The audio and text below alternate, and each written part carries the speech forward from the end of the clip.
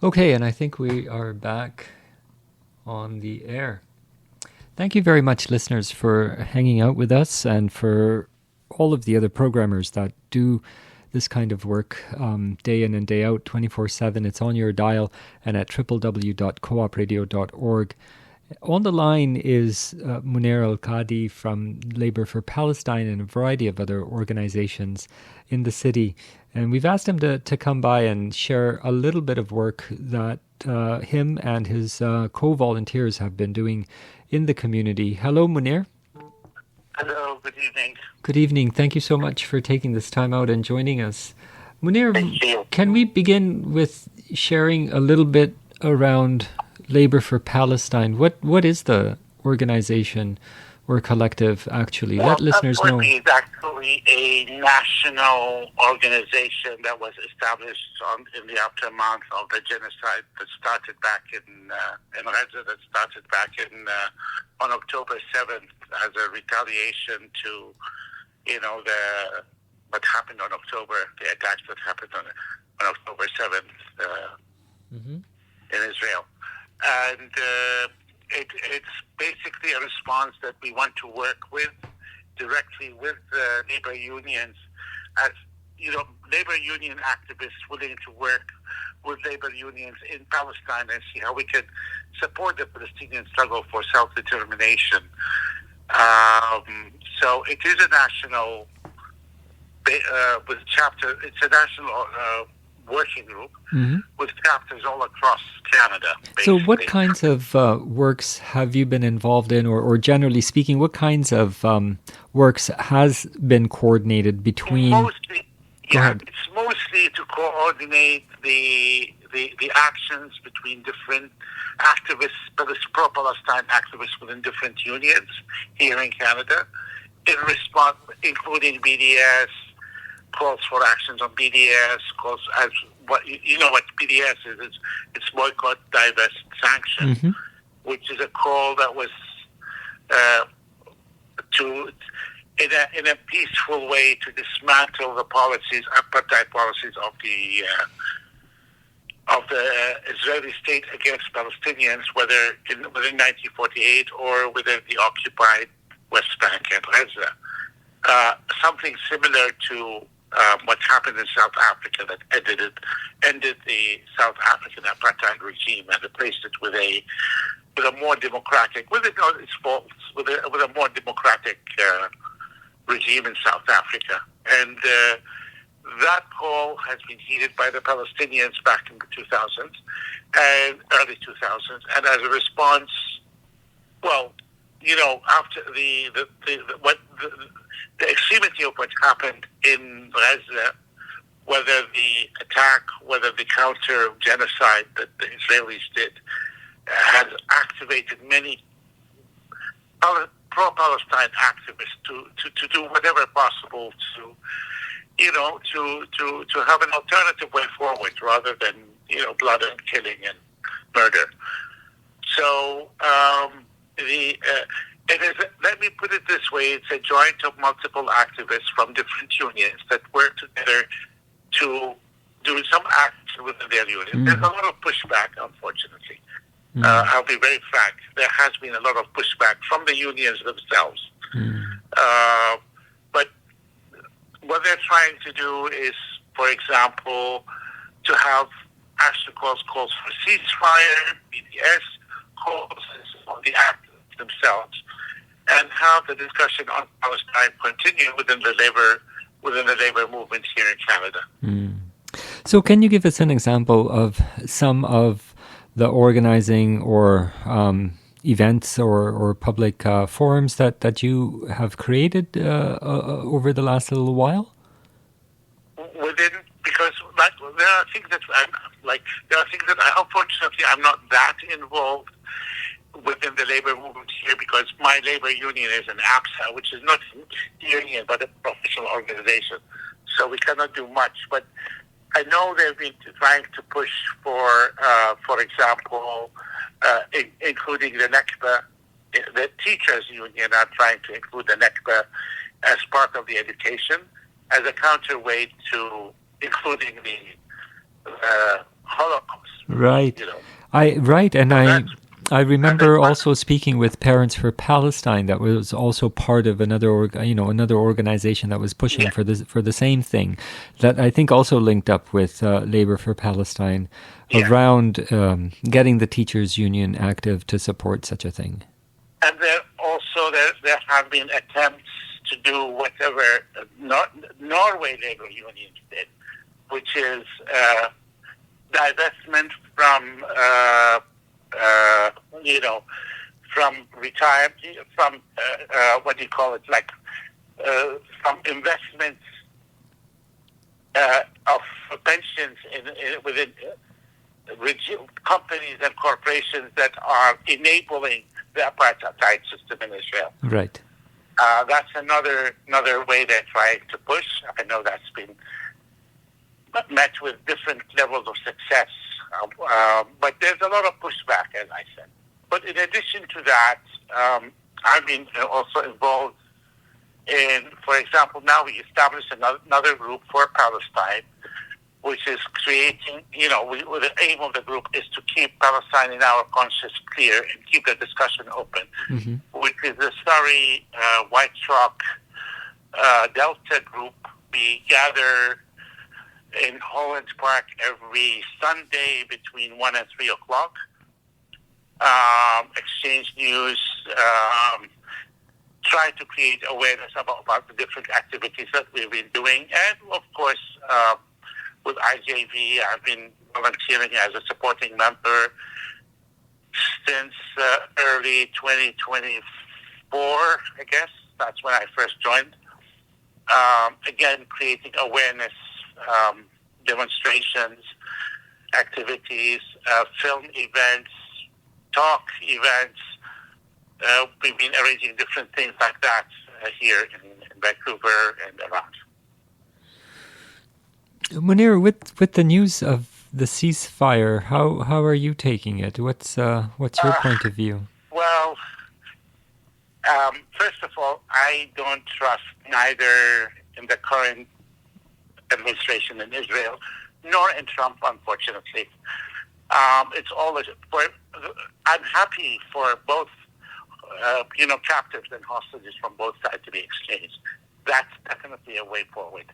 I'm happy that people are going home, whatever home is, because most of those houses have been demolished. And I'm happy that hopefully the killings, the mass killings are over.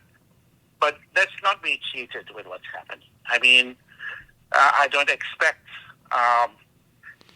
I expect this more as a ruse to have the issue disappear from our screens, and we go back to stage one. Before with the silent, to tell you frankly, with the silent ethnic cleansing process, both in the West Bank and Gaza. Let's be honest. 90% of the homes have been destroyed. There is a starvation that's going on. A whole community was brought to its knees. So, I don't know. Yeah, it is really difficult to process what this means, especially when there has been such a terrible history of one ceasefire after another, only to see the situation incrementally become worse and worse and worse. And by the way, the situation in the West Bank, yesterday in our gathering, there were a couple of Palestinians who just came back. They're Palestinian Canadian.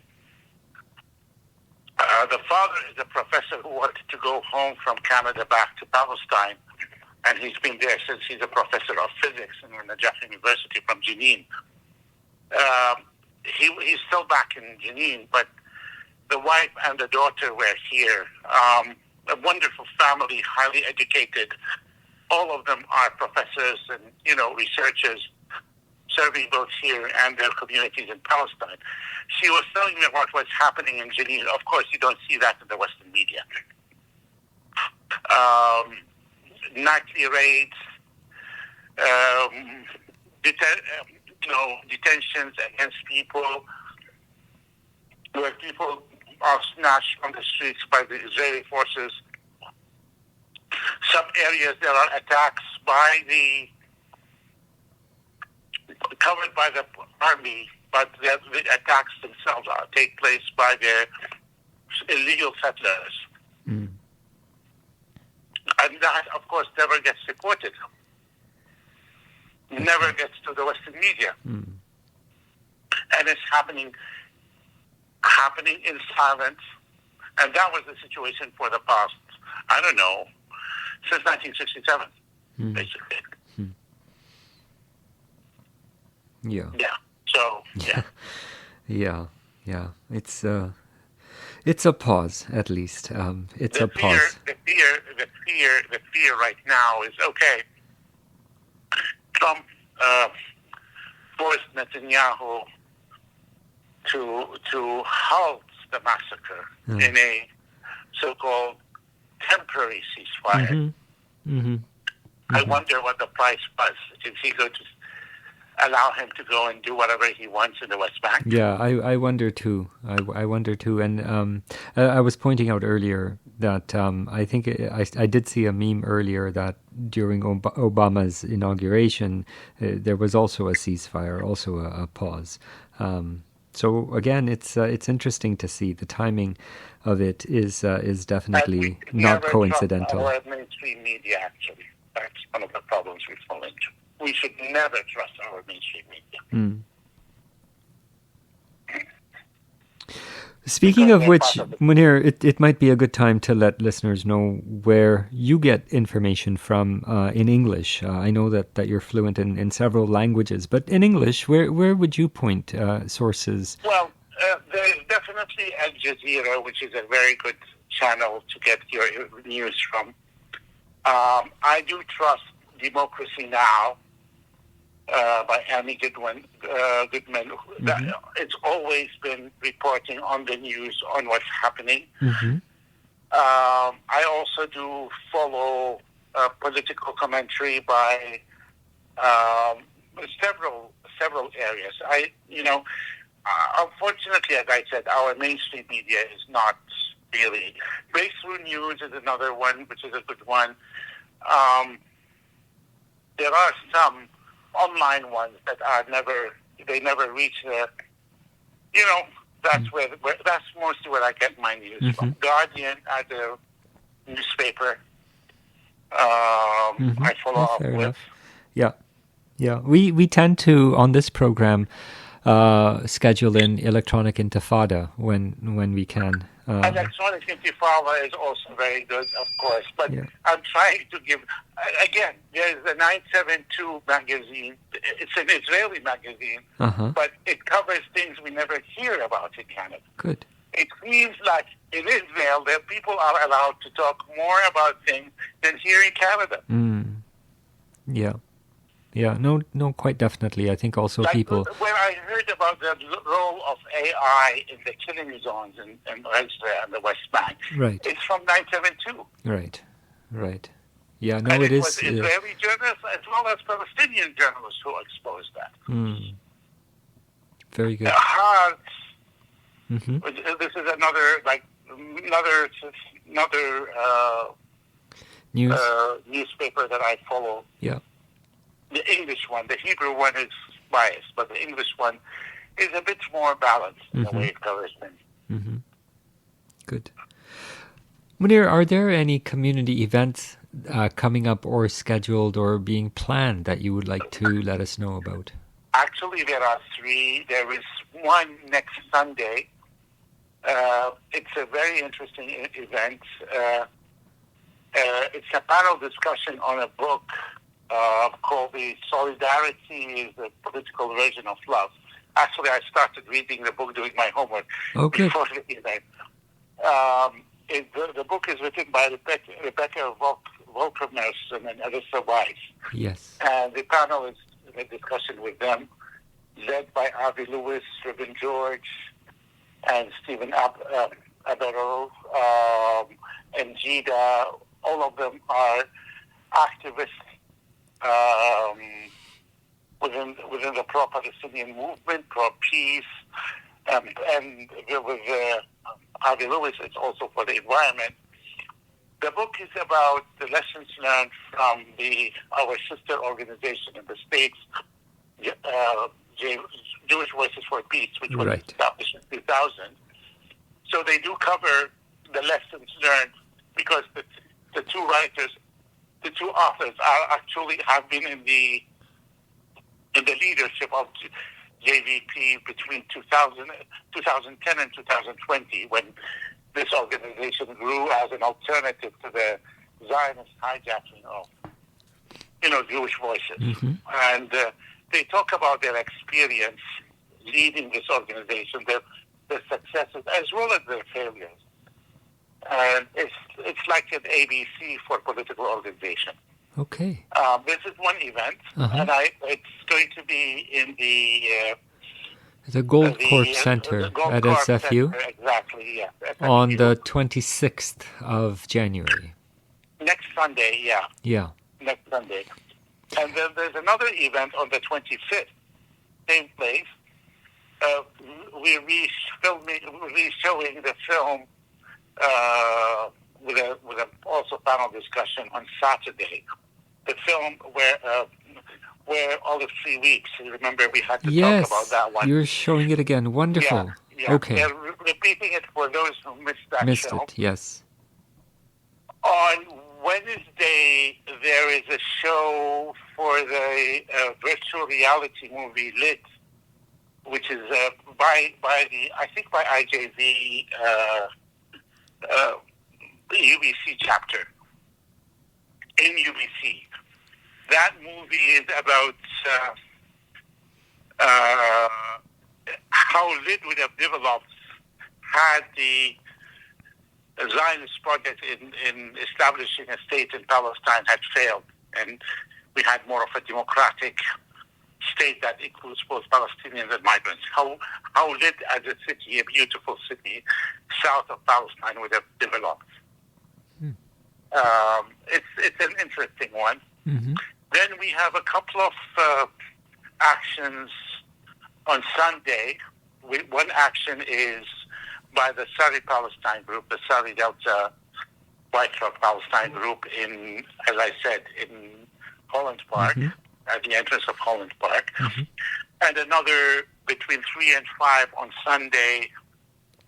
And there are also book readings and book interviews with a Palestinian author named Osman. I don't remember quite well the name. That's another interesting thing in a couple of bookstores between Saturday and Sundays. So that's what's planned for this week, actually. Munir, is there a clearinghouse or place where folks might go to get a listing of all of these different events? Yeah, the problem, there are so many organizations that are doing so many different things. So there used to be a calendar. There used to be, right? That's what I was wondering about. There used to be a calendar, but that's not really updated as it should anymore. Okay. Yeah, unfortunately. No. I mean, the only thing is maybe for you guys, you're doing a wonderful job following up with whatever events there are. Doing our best, but Munir. I definitely recommend the event on Sunday with the book event on Sunday. That's definitely a very interesting one. Right, with the lessons from Anti-Zionist organizing. Yes. It's one of my colleagues, Alexis, who's arranging it.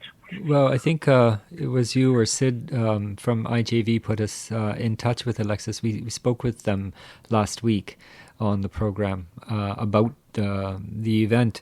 So it's wonderful that folks are coming out to register already. And I'm sure it's going to be a full house. You guys, when you do these kinds of big events, should always have it over 2 days so you can spill over to the next day while the folks are still here, because folks are traveling in. Panelists are coming in from the States for this one. Yes. But it's a try. I know, Munir. I'm just saying it like that. I know it's. I'm just kidding around when I say that. Other one, the one with Ashira, we did it actually as 2 days, and I was like, to my pleasure, the 2 days were fully booked. Good. And we had to apologize to people, put them on the waiting list, right, and with the olives weeping, which again, you are. So I was just kidding around when I was saying that, but I appreciate that you're informing us about the events that are happening.